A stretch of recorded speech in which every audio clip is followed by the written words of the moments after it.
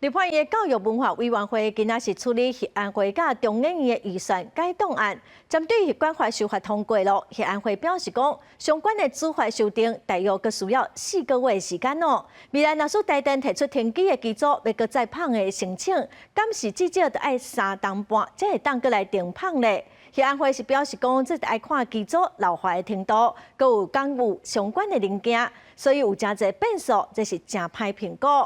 黄捷委员，请准备。核管法修正案、核三停放公投案小连续伫立法院通过。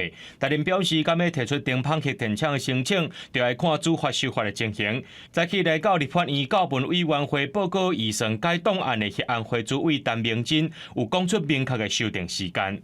内部有审议，然后我们要公告2个月，然后还走完必要的行政程序，大概要4个月。早起立法院教文委员会伫咧处理核安会和中建院预算改动案，主导核管法修法之一的国民党立委甲卢军认为速度会当更较紧。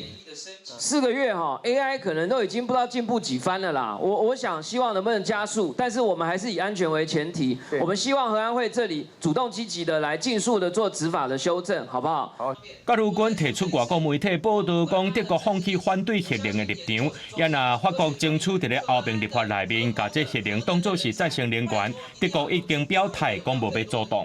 核能的低碳的特性，其实是逐渐在 AI 的世代是被重视的。这我们同意。民进党立委烦恼讲，运转40年的核电厂若要停放，除了爱检视设备老化状态，核三厂也要断然通过，威胁到核安。台电公司提出延役申请的话，就是换照申请的话，这一部分一定会纳入重要的审查项目之一啊。那也会要求台电公司持续的去滚动检讨相关的施政。不过，真侪声音认为，已经停机的核电机组若要停放，要开3年半时间。主委陈明正就表示，包括机组老化程度、爱换的零件有偌济，其中有真侪变数，无法度有一个明确的时间。公司新闻综合报道。